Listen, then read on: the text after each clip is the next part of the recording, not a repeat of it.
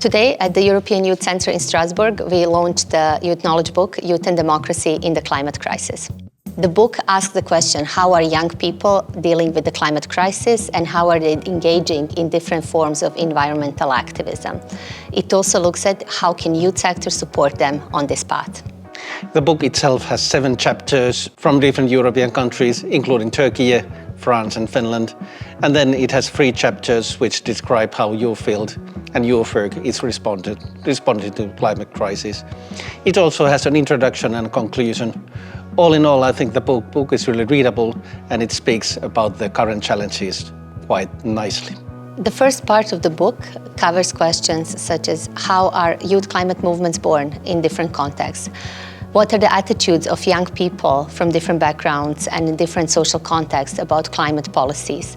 It also looks at how do young people engage at the international climate negotiations and what are some of the different ways, such as art-based activism, to support young people through feelings of anxiety during the climate crisis. The second part of the book deals with how can youth work respond to climate crisis and different emotions and actions of young people. It deals about the variety of climate emotions. It looks at how youth work has equipped young people to act, and it asks how global youth work can be done. And finally, we close the book by asking what are some of the emergent topics and issues related to the climate crisis.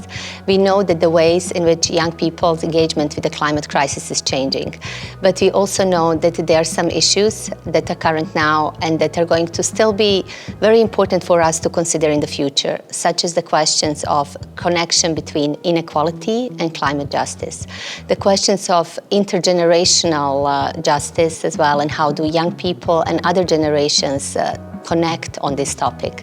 Finally, we also have questions related to climate emotions and also the rise of populism and climate denialism.